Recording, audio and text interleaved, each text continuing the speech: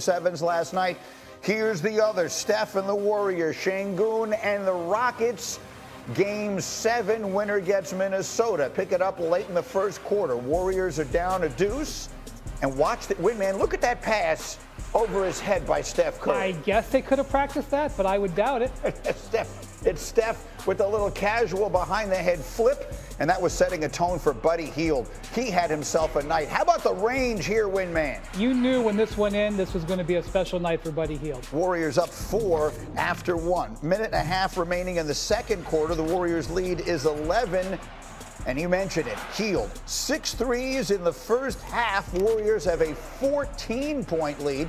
Final half minute of the first half, Steph hadn't scored till he knocks down that three. His only 3 points of the first half, but the Warriors have a 12-point lead. Third quarter, here comes Houston, making that run at home as you would expect. It is Thompson for the slam. It's a 9-point game, and then it's Jabari Smith Jr., and the Rockets are going to be within 3 on this 3. Absolutely. You knew they were going to make the run at home, and Amen Thompson grew up so much in this series. Huge third-quarter push from him. And yet, every time they raised a question, Golden State had an answer. That's Jimmy Butler from the corner. It's an 8-point Warriors lead after 3. Fourth quarter, same score. Steph driving. Good. Warriors by 10. Mr. Inside. We know him, of course, he's Mr. Outside. Step back 3. Okay, Steph is getting hot. Warriors by 13. Just over 8 minutes to go in the fourth. Warriors lead by 7.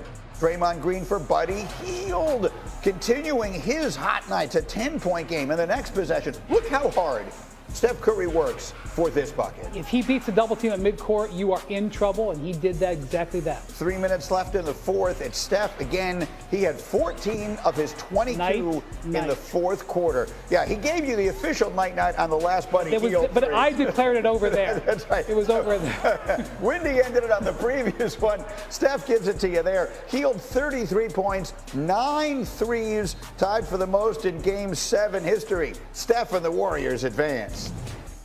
You've won 5 series now in Houston. What you think your reputation is in the city? I'm a winner. Well, sometimes the simplest responses are the best. Shanae looks pained in the moment. I should mention Shanae, of course, is from Houston. The Rockets had an incredible season. It comes to an end last night, as so many great seasons have, up against Steph Curry and the Warriors. What's the first thing to say about this game, Shanae? Painful for me and my Houston roots.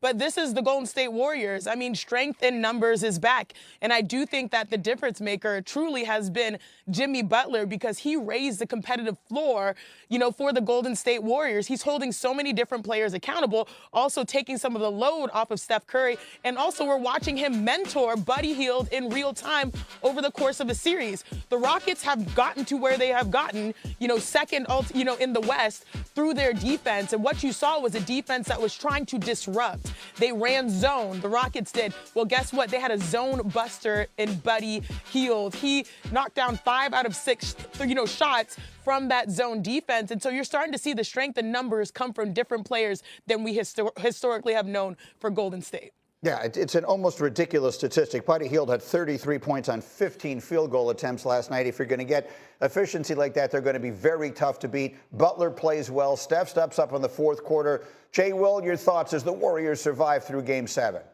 Greeny and Wendy and Shanae, on a macro level, I'll say this. This is why we judge stars differently, especially in Game 7s. When the odds are stacked up against you, injured thumb, being face guarded, being blitzed on every ball screen, the level of physicality, getting raked down on his hands, and Steph Curry didn't fold. He finished. Some stars sell shoes. Steph sells nightmares when he puts you to sleep. Think about his last 3 Game 7s. Shanae, you ready for these stats? 33, 9, and 8 with a plus 54 and plus minus. Are you kidding me, Greeny? Legendary type stuff. He actually becomes the oldest player ever to lead a team throughout a playoff series in points, rebounds, and assists. I'll say that again. He led his team in all 3 of those categories in this series and becomes the oldest player in NBA history to do that for any team in any playoff series. Wendy. Yeah, the thing that blew me away by Steph yesterday was what he did besides score. 10 rebounds. I believe it was the first double-double for the Warriors in this series, and it belonged to Steph Curry. 10 rebounds, 7 assists, 2 blocks, and just 2 turnovers.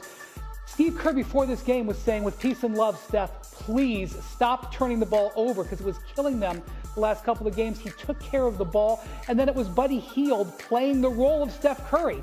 Steph was sort of like the glue guy, and it was Hield who played that role, which nobody expected, not even Buddy Hield. But that was obviously a difference maker. If you're going to win a Game 7 on the road, you need a role player to step up. That's what happened. And I would be remiss if I didn't mention Draymond Green was a demon on the defensive end in this game. The Warriors we had it up there a second ago, just 3 of 17 shooting when he was a primary defender. He terrorized Alperen Şengün in this game, just 9 of 23 shooting. Put that together, you get a Game 7 win on the road. The Warriors survive and advance. The Warriors win a Game 7 on the road in which they got a combined total of 3 points off of their bench, which is, we sat here all of last week and talked about how the Lakers didn't have depth. The Lakers didn't have anything coming off their bench. The Warriors didn't get anything off their bench last night and still won. Yeah, and I do think this is going to be an issue in the next round against the Wolves because the Wolves had terrific depth in that series against the Lakers, and the Wolves have great size, and size is going to be an issue for the Warriors too. They'll worry about that tomorrow. Last night, they got what they needed. Yeah, they don't have a lot of time to worry about it because tomorrow is when that series starts. We'll dive into those, but Shanae, let's get a quick to sort of put a ribbon on the season of the Rockets. They are a team, they've got a terrific coach. They got a lot of really good young players, but there are a lot of people who will look at that team and say they're one big piece away. They're one like major star away. And I won't say the name. I'm curious to hear if you'll say the name. Who is the player they should be trying to get during this offseason to try and take the next step? I'll give you 2, right? I'll give you probably the more logical choice, and then it's me shooting my shot as someone who is a Houston native with a phone number that starts with 281. So the first one is Kevin Durant. That is obvious. Yeah. If we all know where this Rockets team struggled, it was offensively. They could not buy a bucket at times. KD fixes that. And the good news is that you have a lot of young core pieces like Jamari Smith Jr., Jalen Green, that might be attracted to other places, and you have options with your picks moving forward. So they're in a pretty decent position to be able to shoot their shot at someone on the outside to help get them over the hump in the playoffs for moments like this. Now, the other one that I'm manifesting, and now I'll say, you guys, I believe he's loyal to the soil, but if there's a shot at Giannis, I feel like that would be a good fit as well. I mean, obviously, it's Giannis. He's a walking 30-12 on 60% shooting, but based off of what we saw with Milwaukee, if there's any time at the age of 30 for him to leave, maybe he's thinking about it, and this is more of my heart, not my head. If Giannis looks elsewhere, we know he's trained with the legend, Hakeem Olajuwon. There's respect for the foundation of basketball excellence that Houston had 30 years ago. Now, that's been a long time, but we're looking for a star to bring us back to a mountaintop. Again, this is me personally shooting my shot. I believe Giannis is extremely loyal, but I wouldn't be surprised if Houston is going to look outside and be like, maybe we can look at these 2 types of players. Well, Wendy, I was expecting her to say Kevin Durant. The Giannis of it all is interesting. Talk me through Houston's offseason. Okay, first, everything, we're going to be talking more about this as the week goes on. Next Monday is a massive day on the NBA calendar. That is the Cooper Flag Lottery.